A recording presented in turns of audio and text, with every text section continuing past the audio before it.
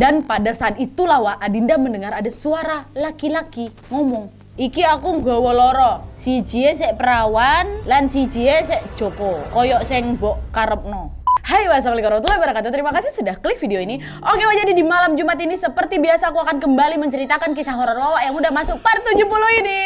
Gak kerasa Wak ya, udah sampai part 70 aja kita. Terima kasih buat kalian semua yang sudah setia menonton dan juga setia mengirimkan cerita kepada kami semua. Dan buat kalian yang gak mau ketinggalan kisah horor Wawa lainnya, bisa langsung cus pergi ke playlist, ada tuh part 1 sampai part sekarang Wak. Dan pada malam ini aku gak akan cuma membawa satu kisah aja, tapi aku akan membawakan 2 kisah horor Wawa yang dua-duanya epic kali menurut aku, sampai aku nggak bisa milih salah satu nih, makanya aku ceritakan aja dua-duanya. Dimana kisah pertama adalah tentang kutukan yang konon katanya berasal dari sebuah makam keramat Wak. Dan cerita berikutnya adalah tentang 2 orang sahabat yang hampir menjadi tumbal pesugihan. Ngeri, ngilu, miris dua-duanya kisahnya. Penasaran kalian kan? Tapi bentar, sebelum kita masuk ke ceritanya, dan karena 2 cerita ini juga akan panjang, kalian tengok aja lah menit awalnya kan. Aku mau siapin minuman dulu Wak. Kalian harus tahu ini bukan sembarangan minuman ini ya kan. Ini adalah yogurt yang rasanya enak kali dan unik kali, apalagi kalau bukan Cimory Yogurt Squeeze. Kalian pasti udah tahu kan tentang Cimory Yogurt Squeeze ini Wak. Yogurt paling enak dan kekinian kali. Semua varian rasa yang ada di sini hampir semua udah aku cobain dan semuanya memang aku suka. Dan sekarang aku mau minum yang Cimory Yogurt Squeeze rasa brown sugar ini Wak. Aku jujur belum coba ini, tapi aku yakin pasti ini enak banget karena semua yang udah aku minum enak-enak semua gitu ya kan. Bentar aku minum dulu ya sayangnya. Nyah. Bismillah.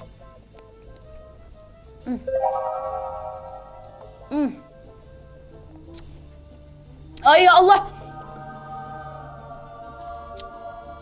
semua enak kali. Mantap kali rasanya Wak. Emang varian rasa Cimory Yogurt Squeeze ini selalu kekinian dan enak semua ya. Brown sugarnya yang tadi waktu aku coba ya, betul-betul kayak berasa kali, kayak tau gak kalian kayak kokumi itu, aku suka kali sama kokumi, mirip. Dan gak cuma itu aja Wak, yogurtnya ini juga creamy kali, teksturnya lembut, wow kali lah, pokoknya rasanya juara. Jangan ngaku anak kekinian kalian kalau misalnya belum coba minuman kekinian yang satu ini ya. Ini aku kasih tahu ya, varian rasanya banyak kali Wak. Ada brown sugar, strawberry, blueberry, aloe vera, original, honey, peach, mango sticky rice ada juga, terus ada purple taro, Cavendish banana yang enak banget sih. Dan juga ada black sticky rice Wak. Banyak kali kan. Aku yakin kalian makin penasaran kan sama semua rasa dari Cimory Yogurt Squeeze ini. Jadi jangan sampai ketinggalan Wak, kalian harus cobain semuanya ya. Aku yang selalu stok ini di kantor biar kalian tahu. Soalnya memang praktis sekali minum Cimory Yogurt Squeeze ini Wak, langsung borong. Gampang kali dapetinnya, kalian tinggal pergi ke Alfamart atau ke supermarket terdekat kalian lah. Pasti ada. Dijamin bikin auto ketagihan Wak. Serius nih, percaya sama aku ya. Ini minuman berkelas Wak. Enaknya tuh nggak main-main, kalian tahu. Oke, ntar lu aku minum terakhir. Enak kali soalnya. Oke, persiapan minum yogurt sudah siap dan sekarang aku makin siap lagi untuk menceritakan kisah horor Wak kepada kalian semua tanpa berlama-lama lagi. Kita langsung masuk aja ke ceritanya. Check it out.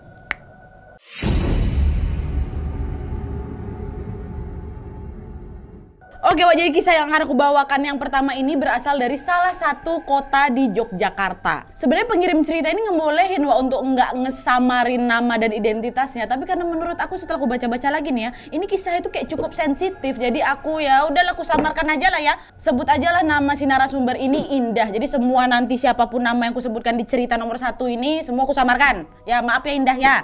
Sensitif kali menurut aku, oke? Tapi yang jelas terima kasih Indah sudah mau mengirimkan cerita ini. Nah jadi Wak, kisah yang diceritakan oleh Indah ini adalah tentang anak dari tantenya, which is adalah sepupunya si Indah ini. Kita kasih aja namanya Mbak Nami ya. Nah Mbak Nami ini adalah seorang perempuan dewasa yang sudah menikah dengan seorang laki-laki dari kampung sebelah. Kita sebut aja nama Mas ini Mas Rangga gitu.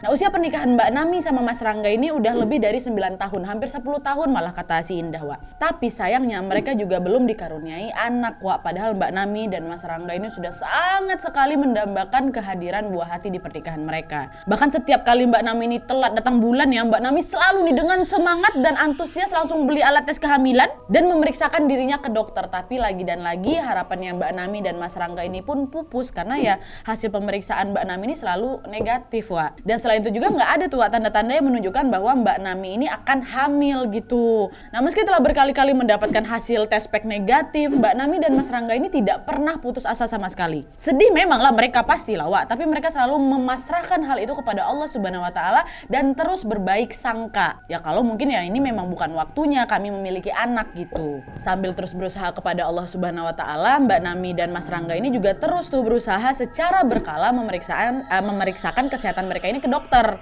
Bahkan gak cuma ke satu dokter aja, Wak. Mereka ini juga akan memeriksakan diri mereka ke banyak dokter yang berbeda-beda. Dicek lah itu badan mereka masing-masing kan, siapa tahu ada yang salah nih apa kayak gimana. Dan hasilnya Mas Rangga sama Mbak Nami ini nyatakan sehat kok. Semua dokter yang mereka datangi bilang kayak gitu, sehat kalian berdua nih Mas Mbak. Gak ada yang aneh dari tubuh kalian, gak ada kelainan apa segala macam, gak ada, ya baik-baik aja. Kalian berdua subur-subur aja, sehat juga badannya kayak gitu. Maka dari itulah mereka cuma berpikir, oh ya udahlah mungkin memang belum waktunya aja, sabar aja gitu. Kata dokternya pun kayak gitu untuk menenangkan mereka, Wak. Nah tapi yang anehnya di sini adalah apa yang dirasakan sama Mbak Nami ini sebenarnya berbeda, Wak, dengan hasil pemeriksaan dokter. Nah emang Mbak Nami kenapa, Nat? Nah kalian tahu, Wak, selama hampir 10 tahun pernikahannya dengan Mas Rangga, setiap pagi ya Mbak Nami ini selalu merasakan mual dan kemudian kayak muntah-muntah gitu loh, Wak, disertai dengan rasa sakit yang luar biasa di bagian itu.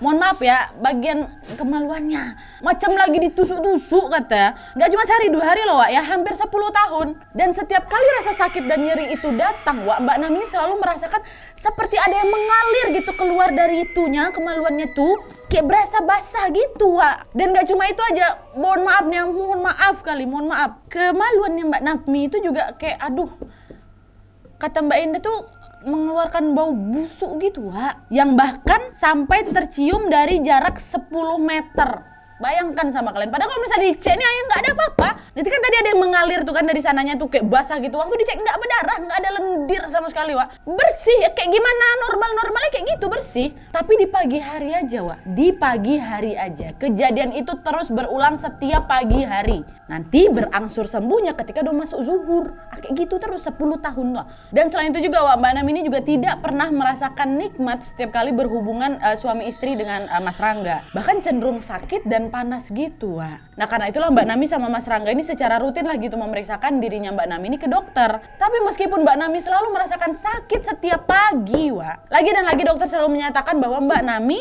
berada dalam kondisi yang sehat kok. Rahim kamu bagus, Mbak. Semua organ produksi kamu normal dan bersih. Nggak ada masalah sama sekali dalam tubuh kamu tuh, kata dokter. Bahkan bisa dibilang menurut pemeriksaan dokter, Wak, kondisi Mbak Nami ini sangat prima loh untuk mengandung. Nah bingung kalian kan ada apa ini sebenarnya.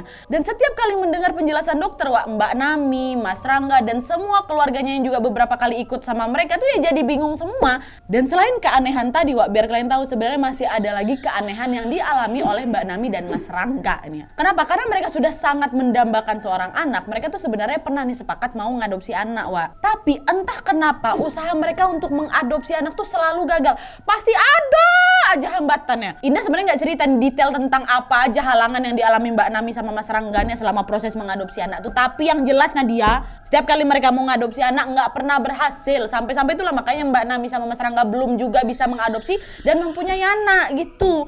Dan tuh kan, Wak, singkat cerita, kesakitan yang terus-menerus dirasakan sama Mbak Nami ini akhirnya memuncak pada suatu malam bertepatan dengan malam bulan purnama, Wak. Nah pada saat itu Mbak Nami ini udah tertidur lelap gitu kan samping Mas Rangga. Nah terus tiba-tiba Mbak Nami ini kayak ketindihan, Wak, rasanya berat kali gitu sampai bernapas pun udah nggak sanggup gitu, ha. Dan pada saat itu juga Mbak Nami ini kayak mencium bau busuk bangkai yang sangat pekat entah dari mana asalnya. Dan biar kalian tahu saking baunya, Wak, ya, sampai-sampai Mbak Nami ini pingsan. Bau itu bisa nggak kalian bayangkan, pingsan Mbak Nami. Dan Mas Rangga baru menyadari bininya pingsan ya ketika Mas Rangga udah bangun pagi. Dia tengok bininya pingsan, ya udahlah dicoba kan untuk disadarkan istrinya kan. Dan Mbak Nami pun sadarlah itu dari pingsannya, Wak, jam 7 pagi. Nah saat telah sadar ini Mbak Nami pun langsung nangis istri sama lakinya. Kenapa Mas, aku udah gak bisa sakit kali ini ya. Badan aku, kata perut aku sakit, kata dia. Kenapa kamu, dia kenapa nggak tahu aku sakit kali perut aku, ya Allah, kata dia, Wak. Dan sambil menangis itu Mbak Nami pun bercerita sama lakinya tentang apa yang terjadi tadi malam. Tadi malam aku ketindihan, Mas, berat kali badan aku nggak bisa gerakin badan aku, terus aku cium bau busuk kali, Mas. Sekarang kenapa aku bangun-bangun jadi sakit perut aku nih ya, gitu. Udah deh, kamu sabar, tenang ya, nanti Mas cari bantuan, kayak gitu. Panik juga lah lakinya.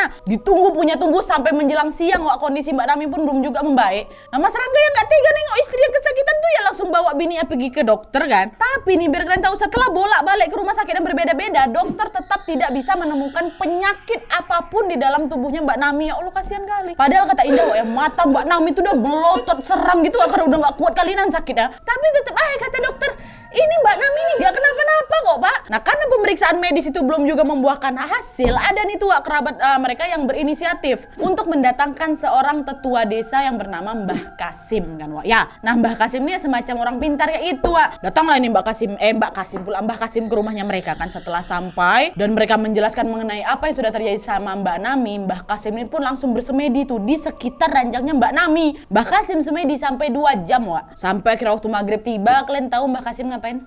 Mbah Kasim beranjak dari semedinya dan tiba-tiba Mbah Kasim itu nangis Wak. Nangis dengan suara tangisan yang kayak macam meratap. Kalian tahu nangis meratap?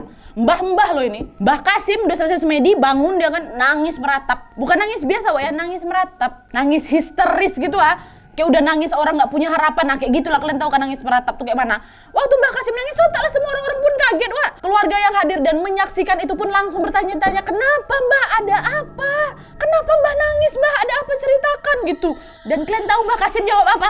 Mbah Kasim menjelaskan bahwa ternyata Mbak Nami pada saat remaja dulu pernah melakukan hubungan badan sama pacarnya di tempat keramat. Nah tempat yang dimaksud sama Mbah Kasim ini adalah kayak sebuah gua gitu Wak. Sebenarnya gua ini untuk rekreasi. Banyak wisatawan yang datang ke sana karena memang tempatnya indah kali Wak. Tapi sayangnya Mbak Nami sama pacarnya dulu melakukan hubungan itu di sana, belum kawin. Tepatnya di dekat makam keramat di sekitar di samping gua tuh. Nah karena perbuatan itulah Wak, penunggu di sana tuh ngerasa yang nggak terima. Kata Mbah Kasim Wak, sosok penunggu itu berwujud kelelawar raksasa yang mempunyai sisik yang emas. Nah dialah itu sosok yang marah sama perbuatan yang Mbak Nami sama pacarnya. Dia kayak nggak mau rumahnya dijadikan kayak tempat mesum gitu. Ya Allah. Dan karena kemarahan dari sosok penunggu ini, akhirnya ya Mbak Nami ini pun mendapatkan kayak kutukan gitulah kata Indah. Jadi rasa sakit yang dirasakan Mbak Nami selama 10 tahun dan kesulitannya dia dalam mendapatkan anak itu konon merupakan akibat dari kutukan itu. Dan penunggu makam itu juga sempat loh merasuki tubuhnya Mbah Kasim. Dan dia berkata dengan bahasa Jawa kuno yang sangat halus, yang kurang lebih itu artinya kayak gini. Anak ini sudah melanggar aturan dan ia pantas dihukum. Ia telah mengotori rumahku yang suci, yang telah mati-matian aku pertahankan.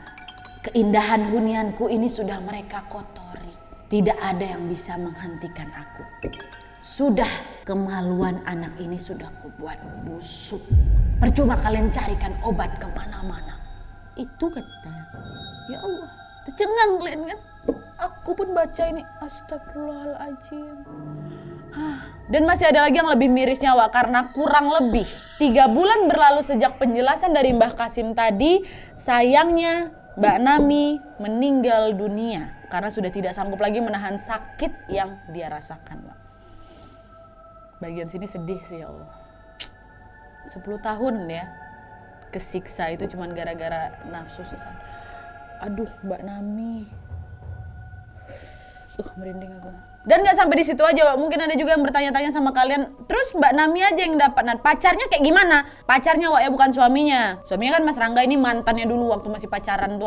Dan ternyata Wak yang mendapatkan kutukan dari penunggu makam keramat itu bukan cuma Mbak Nami aja, tapi mantan pacarnya itu juga kena katanya. Dan setelah dikonfirmasi ke mantan pacarnya Mbak Nami oleh Indah, ternyata si Mas ini juga mengalami hal yang sama, yaitu belum juga dikaruniai seorang anak. Tapi kutukan yang diterima oleh mantan pacarnya Mbak Nami ini bisa dibilang lebih ringan gitu lah Wak, karena tidak sampai menyebabkan kematian. Hanya saja mantan pacarnya Mbak Nami ini divonis tidak dapat memiliki anak karena organ produksinya itu sudah tidak berfungsi lagi.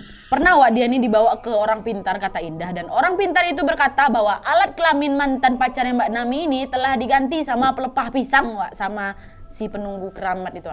Kayak mana nanti bisa diganti pelepah pisang? Wallahualam, aku nggak tahu. Dan sampai kapanpun katanya dia ini tidak akan pernah bisa merasakan hubungan seksual lagi kayak gitu.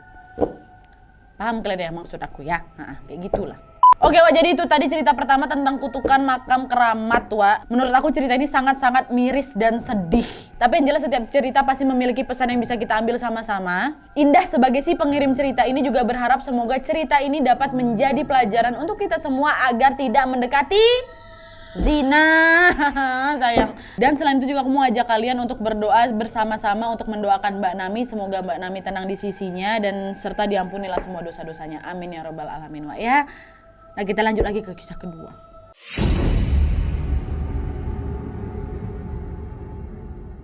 Oke, kisah kedua yang akan aku ceritakan malam ini datang dari wawa aku yang namanya Adinda dari Surabaya. Halo Adinda, halo Surabaya. Terima kasih ya sudah mengirimkan kisah ini kepada kami semua. Dan kisah ini menurut aku nggak kalah epik sama kisah yang pertama, Wak. Karena cerita ini dialami langsung oleh Adinda dan sahabatnya yang bernama Harvey, laki-lakinya. Di mana mereka nyaris menjadi tumbal pesugihan oleh orang tuanya Harvey sendiri.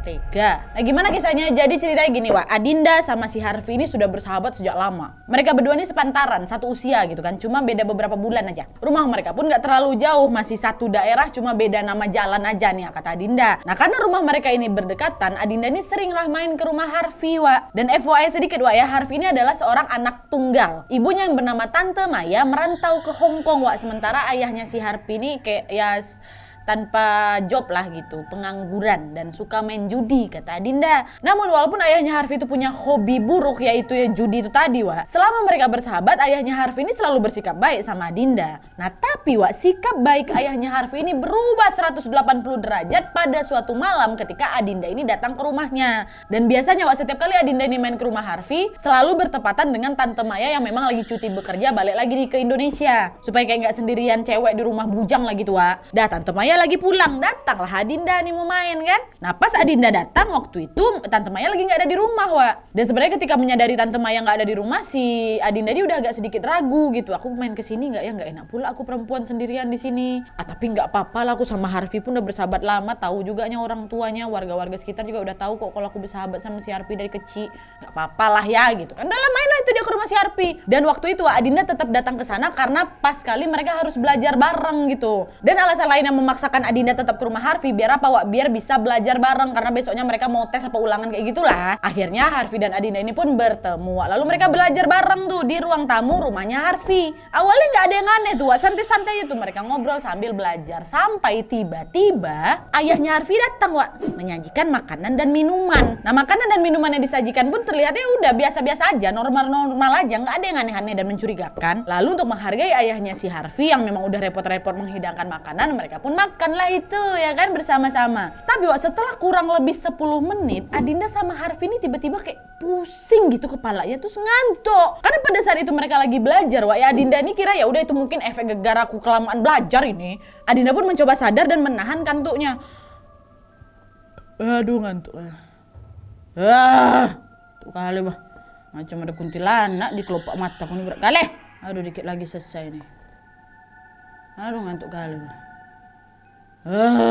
Tak fokus dia, Wak. Tapi makin berusaha fokus makin ngantuk. Dan makin lama ngantuk itu makin berat, Wak. Kayak udah gak bisa lagi ditahan. Dia macam ada batu di mata nih. Tergantung, harus ketutup mata tuh. Gak bisa kali ditahan, kata Adinda. Dan akhirnya Adinda pun nyerah dan mulai kehilangan kesadaran. Nah tapi, Wak, walaupun Adinda dia udah gak sadar, tapi waktu itu Adinda masih bisa mendengar suara-suara di sekitarnya gitu. Cuma memang mata ini saking berat kali udah gak bisa kebuka lagi. Nah gitu.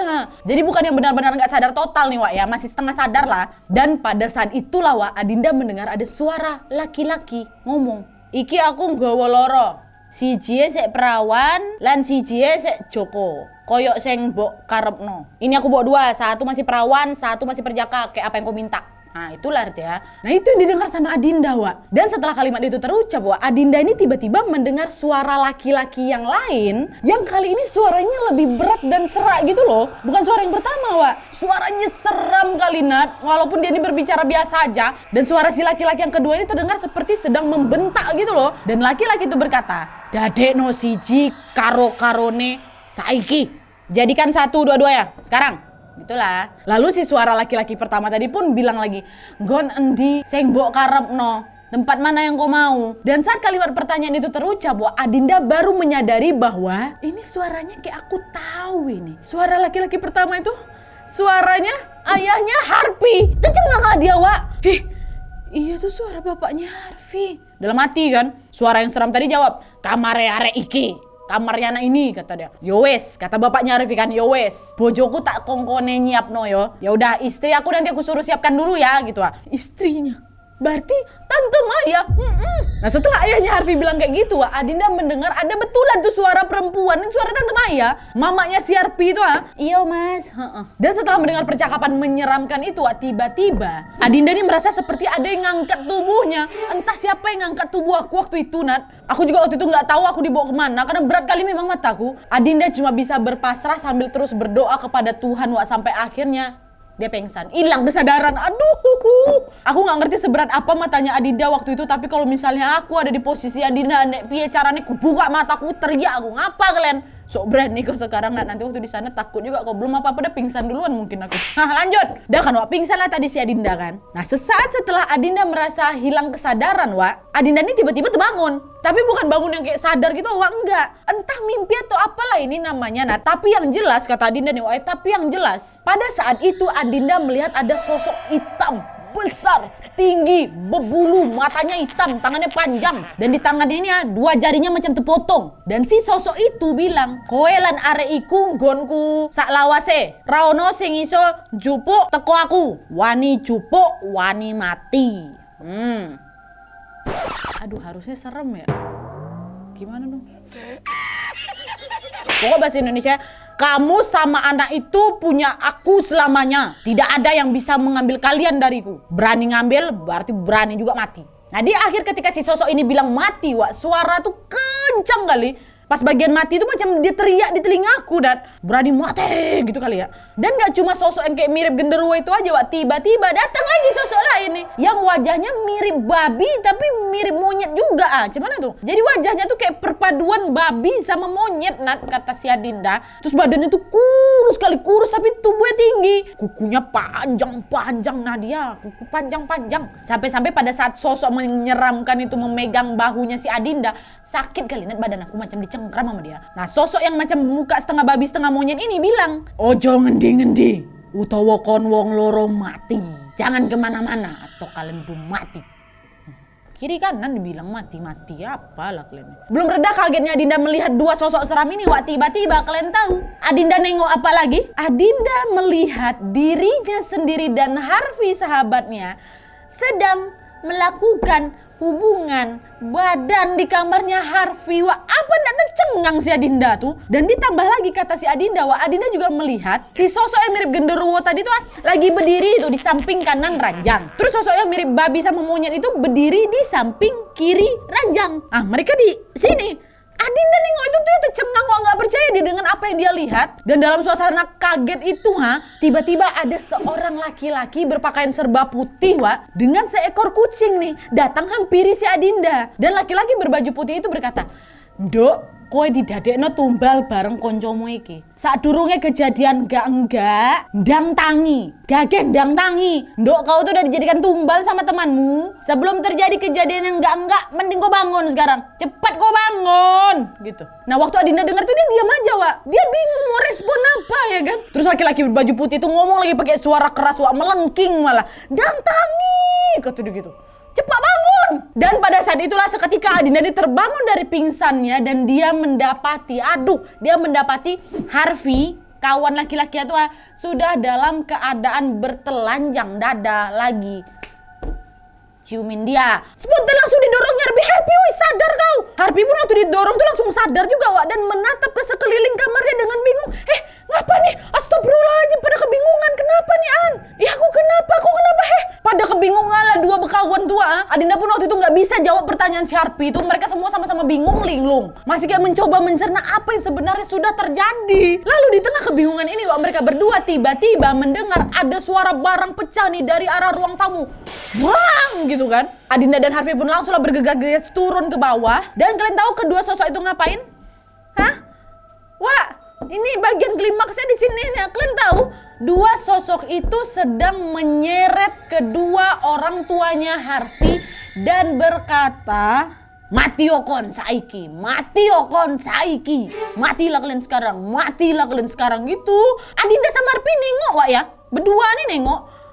Mereka berdua yang kebingungan melihat itu, gak tahu harus berbuat apa. Kenapa? Karena mereka mau teriak aja minta pertolongan gak bisa, seolah-olah mulut mereka ini lagi dilakban ban dan mau pergi mau kabur pun udah nggak bisa karena badan mereka ini kayak lagi diikat gitu loh Wak. Keduanya hanya terdiam dengan raut wajah bingung dan pada saat itu Adinda pingsan lagi.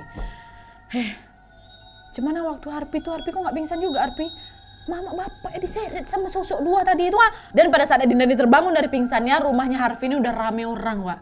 Orang-orang datang ke rumahnya Harvey dengan memakai baju serba hitam. Kenapa? Ya ternyata orang-orang itu datang untuk melayat karena kedua orang tuanya Harvey meninggal dunia. Tante Maya sama Om siapa tadi? Sama Om itulah. Kedua orang tuanya Harvey meninggal, orang tuanya Harvey. Dan setelah kejadian itu akhirnya terungkaplah Wak bahwa katanya Adinda, ayah dan ibunya Harvey ini melakukan ritual pesugihan. Si siluman genderuwo yang ditengok sama Adinda itu meminta tumbal perawan dan si siluman monyet sama babi ini meminta tumbal perjaka. Nah itulah kenapa orang tuanya Harvey ini menumbalkan si Harvey, anaknya sendiri, sama Adinda, sahabat anaknya. Karena mereka berdua sama-sama perjoko dan perawan. Tapi karena tumbal itu gagal Wak, ketebangun tuh si Adinda tuh, disadarkan juga si Harvey kan. Nah, makanya mereka inilah kena imbasnya sampai akhirnya meninggal dunia gitu.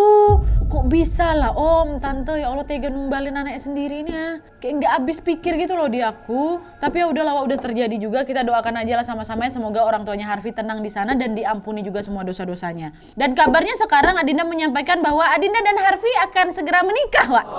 Adinda sama Harvey iya, mereka akan menikah. Jadi kayaknya persahabatan antara laki-laki dan perempuan itu memang agak susah kita cari yang murni ya Wak ya. Tapi yang jelas aku turut senang dengan kabar bahagia ini. Kita doakan supaya pernikahan Adinda dan Harvey bahagia selalu Wak ya. Semoga sakinah, mawadah dan warahmah. Oke Wak, jadi itu tadi 2 cerita seram untuk kisah horor malam ini. Gimana menurut kalian? Mana menurut kalian paling seram? Bisa kalian pilih dari dua-dua ini? Aku jujur nggak bisa, makanya dua-dua aku ceritain dalam satu waktu langsung. Aku pengen banget dengar pendapat kalian soal 2 kisah horor yang udah aku ceritakan tadi, karena pasti akan ada pro dan kontranya. Tapi semua kembali lagi ke kepercayaan kalian masing-masing ya Wak ya. Narasumber aku di sini cuma ingin berbagi pengalaman horor kepada kita semuanya supaya kita bisa nambahin koleksi cerita horor kita. Dan buat kalian juga pengen berbagi kisah horor kalian, bisa langsung kirim aja ke email yang ada di bawah ini dengan subjek kisah hororku. Sertakan nomor WhatsApp dan Instagram kalian supaya nanti kami gampang hubungin kalian kalau misalnya kisah kalian di-up di video selanjutnya. Ya. Oke Wak, jadi sekian dulu videonya. Terima kasih banyak yang sudah menonton. Kalau kalian suka video ini, klik like-nya. Jangan lupa komen di bawah untuk ide dan saran-saran untuk video selanjutnya. Jangan lupa nyalain notifikasinya supaya kalian tahu kalau aku upload video baru. And as always, jangan lupa untuk klik tombol subscribe supaya kalian sama-sama tahu informasi menarik dan menegangkan dari channel aku. See you next video ya. Bye. Dah.